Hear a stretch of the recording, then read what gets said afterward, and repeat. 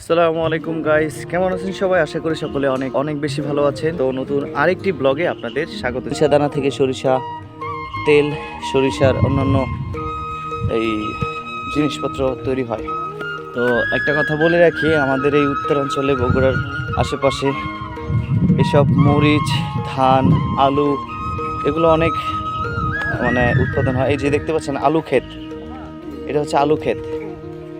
এই যে ছোট ছোট গাছ দেখছেন, আলুর গাছ।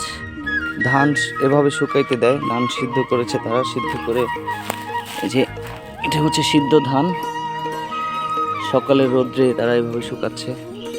তোমার কাছে এই শীতকাল ভাল লাগে না গরমকাল ভাল লাগে? শীতই সবচেয়ে ভালো। শীত ভাল লাগে। আহারে পড়েই গেল গাইস। আজকে মেবি এখানে বিদায় অনুষ্ঠান স্কুলে।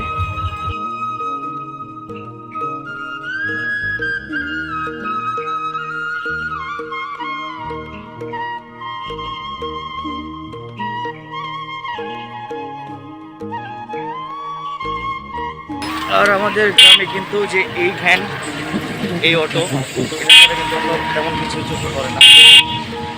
এই যে দেখতে পাচ্ছেন,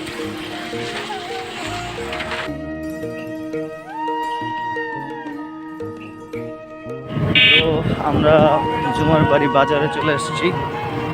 তো এখান থেকে আমাদের আরেকটা অটো চেঞ্জ করে তারপর যেতে হবে কোনারপাড়া, আর সেখান থেকে ভূমি অফিস আর হচ্ছে নির্বাচন অফিস, দুইটা অফিসে যেতে হবে। জানি না গিয়ে পারবো কিনা তাদের। আপনি ব্রাজিল করেন না আর্জেন্টিনা? হ্যাঁ, ব্রাজিলের। এই ভাইয়া তুমি কি ব্রাজিল? ব্রাজিল না, বলো 7 আপ।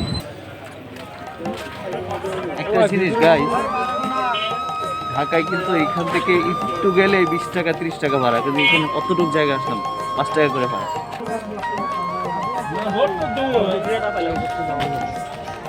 আপনার একটা জিনিস দেখাই, সেটা হচ্ছে আমি যে গ্রামে হাই স্কুলে পড়তাম, হাই স্কুলের এক টিচারের বাড়ি হচ্ছে এখানে, আলমগীর স্যারের বাড়ি, তাই না?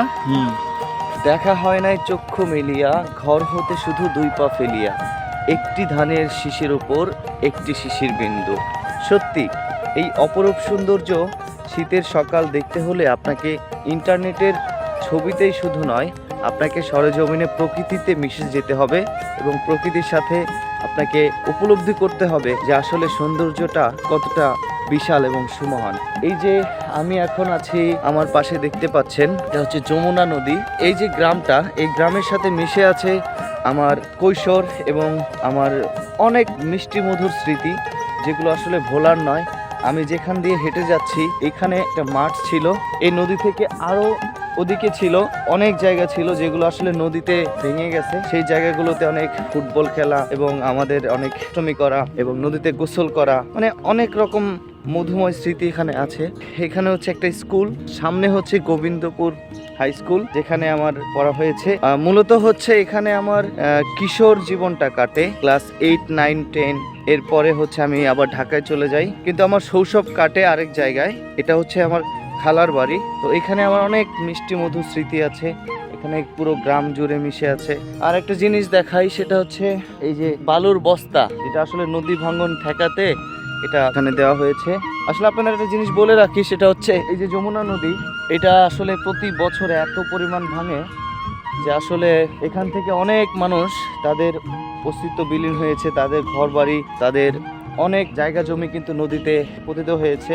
ওই যে দূরে দেখা যাচ্ছে, জানি না দেখা যাচ্ছে কিনা কুয়াশার জন্য, নদীর ওই পারে কিন্তু আমাদের অনেক জমি আছে। তো ওই জমিতে কিন্তু এখন প্রচুর পরিমাণ ফসল হয়, সেই ফসল কিন্তু আমরা করতে পারি না, কারণ হচ্ছে এখানটা হচ্ছে যখন বন্যা চলে গিয়ে একটু খরা আসে, যেমন পানি শুকিয়ে যায়, তখন কিন্তু সেই চরগুলো জেগে উঠলেই সেই চর থেকে বিভিন্ন ধরনের ফসল, গম, ভুট্টা, মরিচ, এগুলো কিন্তু এখানে আবাদ করা হয়। তো আমি চেয়েছিলাম যে আমার গ্রামের বাড়ির এই ব্লগটা আপনাদের সাথে শেয়ার করি।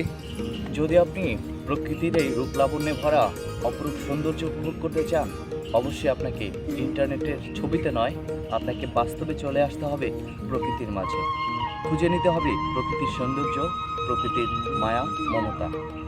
এই মমতায় সিক্ত হতে চাই গ্রাম বাংলার অপরূপ সৌন্দর্য এবং এই মমতায়। আপনার কি যে এই যমুনা নদীর মধ্যে কি আপনার জমি আছে? আছে বাবা, আছে। উঁচুতে না পড়ছে, সেটা ফুটে পেলু তার মধ্যেও আছে। এরকম আপনার মতো তো অনেকেই আছে যাদের এই জায়গা জমি, তারপরে হচ্ছে বসত ভিটা সব কিন্তু এখন নদীর মধ্যে, তাই না? হ্যাঁ, নদীর মধ্যে।